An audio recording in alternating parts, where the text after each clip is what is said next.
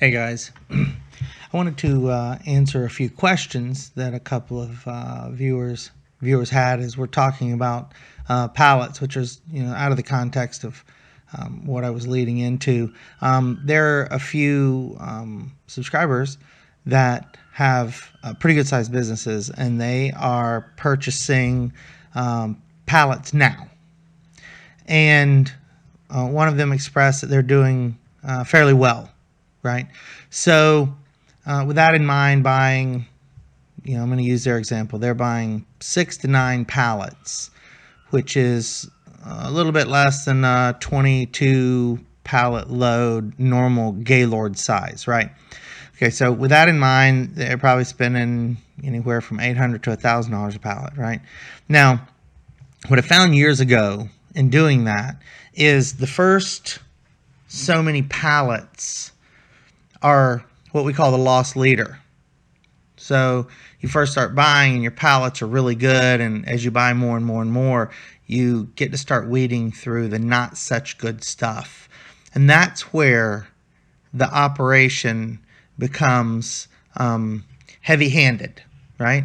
You got to have enough people to be able to test and repackage and get everything listed. You also have to have multi-channel support.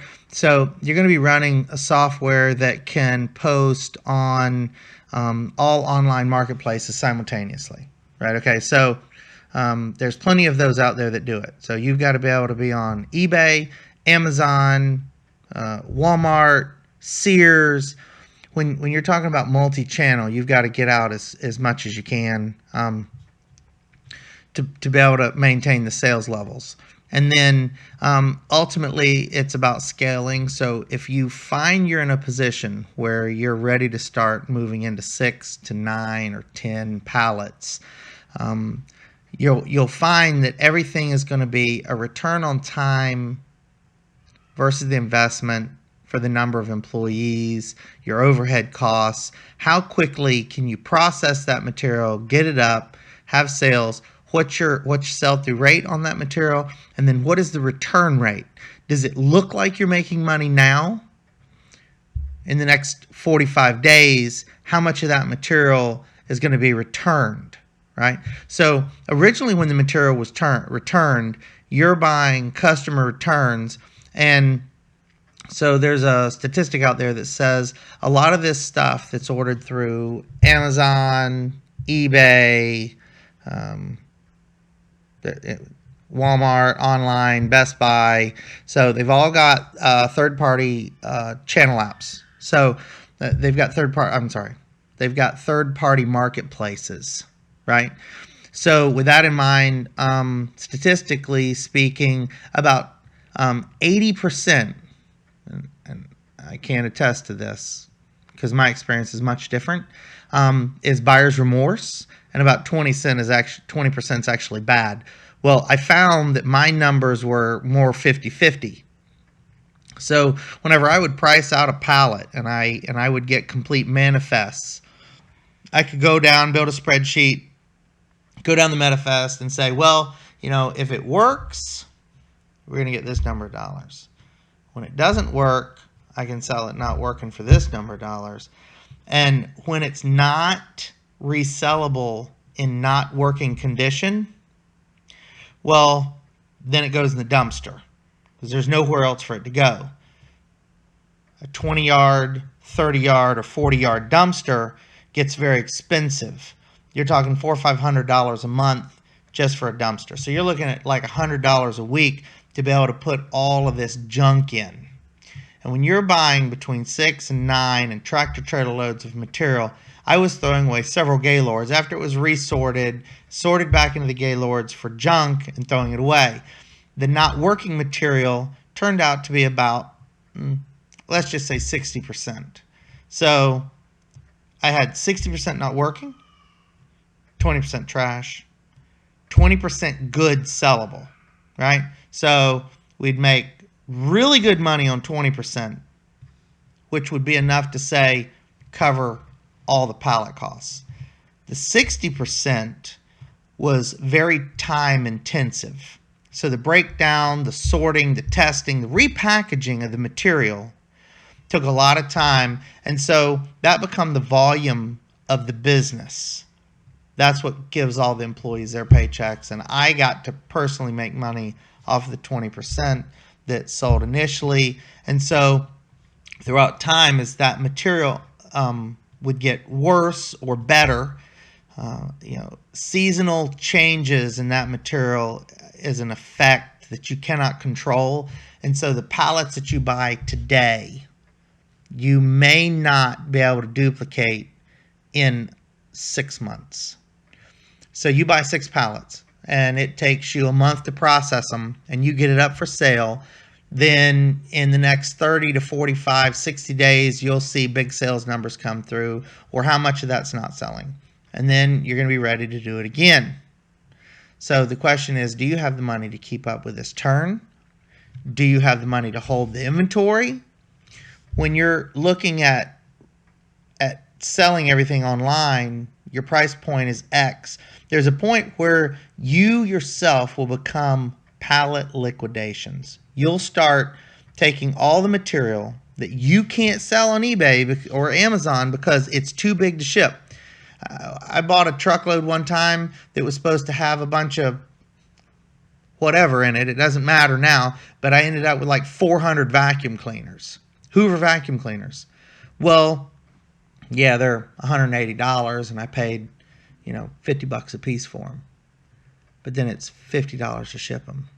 And the time it took to test every one of them and repackage them. And now we're selling them used for $120. So, yeah, we're making pennies. And then it took 6 months for them to all sell, right?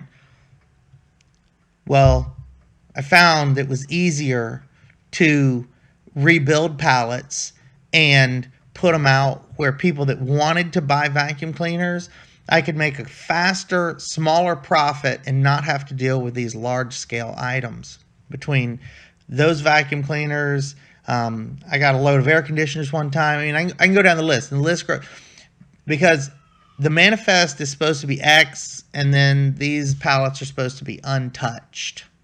You're buying unbroken, untouched, non-restacked pallets right from the main distribution point. That's what they say. 6 months into this, a year into this, I was getting beat left and right over. I bid on a manifest, and a truckload of stuff would show up, and it wasn't that manifest at all. Well, you have to pay for this material up front. I'm paying $1,000 a pallet. I wire $6,000 out. Oh man, sorry. We sent you the wrong stuff. Well, hey man, how about you don't do that? How do I get the right stuff? Oh man, it looks like it went to someone else. Really? Or you never had it? And I was your patsy. So, 60 days come by, I make a phone call. Hey, what you got? Oh, you got this now. Okay. Do you really have it? Yeah. I'll go out there. I can put my hands right on it. I'll make sure the guys in the warehouse set this pallet aside, or these 6 pallets, these 9 pallets, these 10 pallets. We'll get them all set aside. Nobody will touch them.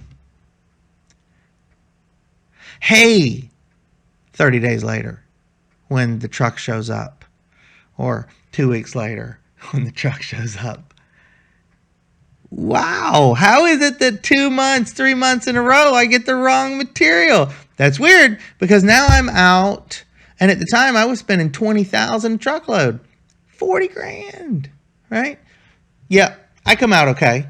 I took all the material, we restacked it, we packed it back up, and then I ended up in that business of selling pallets. So went out, found some guys. I assured them, hey, good working. We've already gone through it all. I'll sell you the pallets material for $1,200. Yep. So I made a whopping $200 a pallet. But I got rid of it, right? These are the pitfalls when you're dealing in pallets. You've got employees that you have to pay. And when the material does not work out, it doesn't matter to anyone at all. You're the one that's going to be hurt. So you have to make sure, and I say get with a reputable company. I was dealing with the contractor that was dealing with Amazon. I'm dealing with the contractor that's dealing with eBay. I'm dealing with the contractor that's dealing with Sears, Walmart. We can go on and on and on. I mean, it doesn't matter. I can give you all the examples in the world. It's a dangerous game unless you have some other supply lines to layer with it. Diversify your supply lines. And if you don't, and you just go out and you find these people that are selling these pallets, and they're going to sing the song and the dance. If you find somebody that's got a tie-in with actual store liquidations, so through a network of people, I ended up with store liquidations. Well, now that's different material. That's brand new, right off the shelf, coming out of a store closing. Say, for example, Macy's is closing however many stores right now. Well, if you got with the right person right now, you could liquidate stores. Well, an entire Macy's store right now is going for 10 cents on the dollar. Those truckloads are $1 million, right? So that's out of my league. I don't fool with $1 million truckloads, right? I was buying $20,000, $30,000, $40,000 Radio Shack stores when they were being liquidated. There's plenty of stores being liquidated at all times. Companies go out of business, and you go out, they end up in bankruptcy. You can find liquidation attorneys that have material that are constantly being sold through auctions. And, you can get supply through freight companies. Damaged freight is one of the biggest ways to increase the supply line. When you've got an operation of 2 or 3 employees and you've got a good size eBay account doing 100,000 plus a month, you'll be all set. So all these things in mind, this was just to address one question about what do you do when you want to buy 4 or 5 pallets and you don't have a dock? Well, if you're not in a space where you've got a neighbor with a forklift, you have to get it on a lift truck. Well, to get something on a lift truck, all you have to do is you can contact Southeastern.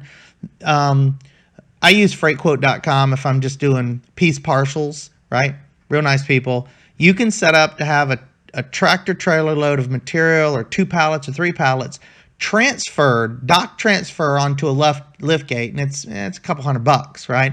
They might charge you $75 for the use of the dock. You don't do it.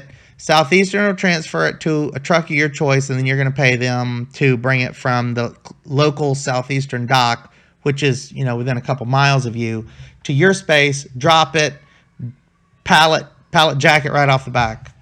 And that's pretty much how that has to happen when you're dealing with material that you can't actually handle. You can have, a lift gate brought right to your house, and you can roll stuff with a pallet jack right into your garage if you want to be able to buy a pallet, right?